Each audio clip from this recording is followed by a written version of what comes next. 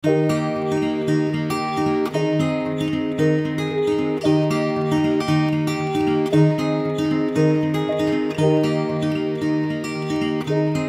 ভ্রমণের শুরুতেই আমি তোমাদের সাথে শেয়ার করেছি ম্যাঙ্গালোরের বিভিন্ন প্রাচীন মন্দির, যেগুলো প্রায় দশম শতাব্দীতে তৈরি হয়েছিল। মন্দিরগুলো দর্শন করে নিয়ে এখানকার আরও বিভিন্ন জায়গা আজকে ঘুরে দেখে নেব। আমরা এখন দুপুরবেলা চলে এসেছি ম্যাঙ্গালোরের একটা ভীষণ ফেমাস রেস্টুরেন্টে, যার নাম হচ্ছে মাছলি। এখানে খুব ভালো সি ফুড পাওয়া যায়। তো এখানে ভীষণ লাইন পড়ে। আমরা 12:30টায় এসেই বাইরে অনেকক্ষণ দাঁড়িয়েছিলাম নাম লিখিয়ে, তারপরে অবশেষে বসার জায়গা পেয়েছি এবং আসার সাথে সাথেই একটা ওয়েলকাম ড্রিঙ্কস দিয়েছিল। আমরা নিয়েছিলাম পমফ্রেট তাওয়া ফ্রাই, আর নিয়েছিলাম আঞ্জল মশালা, সাথে নিয়েছিলাম এখানকার খুব ফেমাস চিংড়ি মাছের ঘি রোস্ট, আর সাথে নিয়েছিলাম থালি। এখানে ফিশ থালিও পাওয়া যায়, ভেজ থালিও পাওয়া যায়। আমরা ভেজ থালি নিয়েছিলাম, তোমরা চাইলে ফিশ থালিও নিতে পারো। ফিশ থালি এক একটা 80 টাকা করে।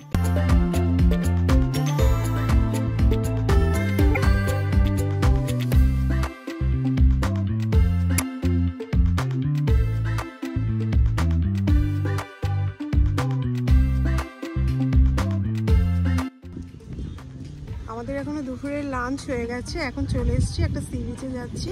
সি বিচটার নাম হচ্ছে তানির ভাবি।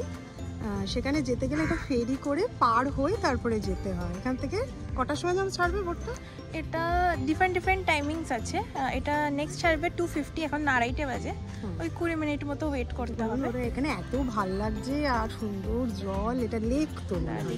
হ্যাঁ, আর লেকের ধারে এত হাওয়া লাগছে, তো এখানে বসে বসে বেশ খানিকটা সময় কাটছে। হ্যাঁ, ওখানে ফেরি করে ক্রস করে তারপর ওয়াকিং ডিস্টেন্স আছে, হেঁটে তারপর বিচে পৌঁছাতে হবে। আর একটা কি বিচ জানা আছে? পানাম্বুরু বিচ। দেখা যাক আজকে যদি টাইম হয় তবে যাব, কারণ এখানে আমরা একদিনই আছি। যদি টাইমের মধ্যে হয় তাহলে ওই বিচটা কভার করতে পারবো, আর না হয়তো এটা দেখেই আজকে বাড়ি ফিরে যেতে হবে। এখন আমাদের ফেরিটা চলে এসেছে। এখান থেকে এক একজনের টিকিট কাটতে হলো মাথা পিছু 15 টাকা করে, এবং এটা কিন্তু একদিকের। ওপার থেকে আবার যখন ফেরিতে উঠবো তখন আবার নতুন করে আমাদের টিকিটটা কেটে নিতে হবে।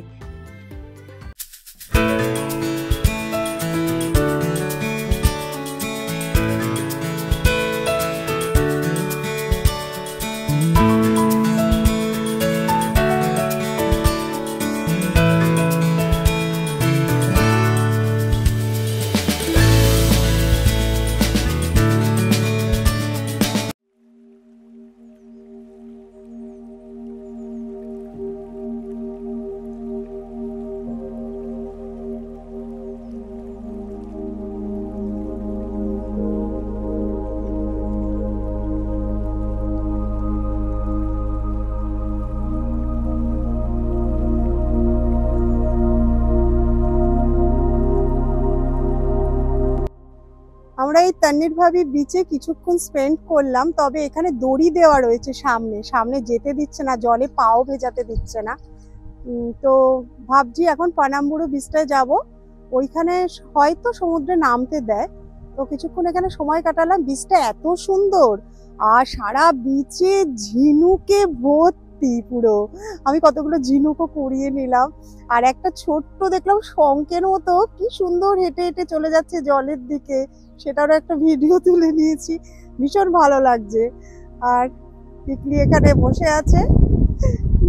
কিরম ফিল হচ্ছে? অনেকদিন বাদে সমুদ্র দেখছি, আমার মানে পুরি ফিল হচ্ছে সমুদ্রের কাছে এসে। তো আমরা এখন এখান থেকে বেরিয়ে যাব।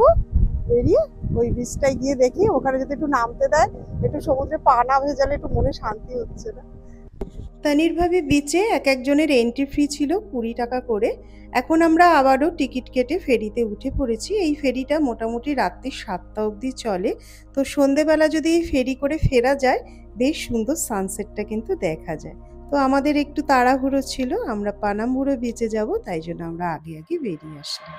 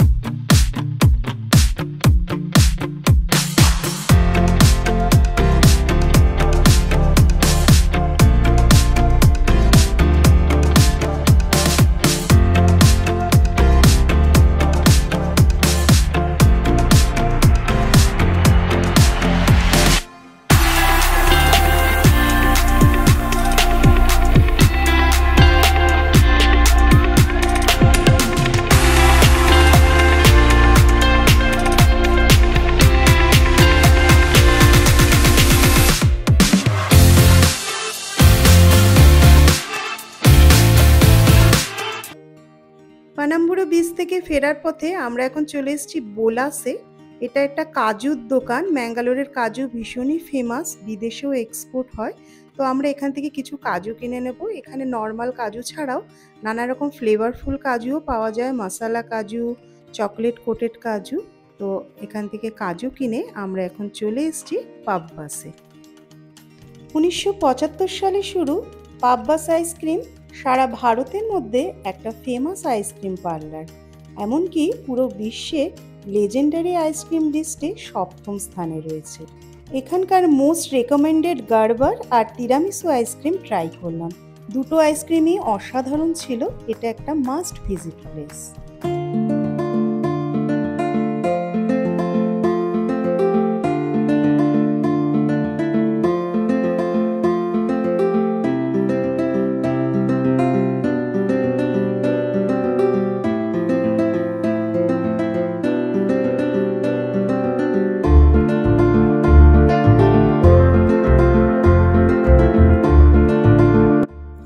আজকের সারাটা দিন ম্যাঙ্গালোরে ভীষণ ভালো কাটালাম।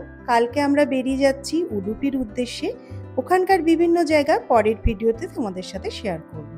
আজকের ভিডিওটা এখানেই শেষ করছি। দেখা হবে পরের ভিডিওতে।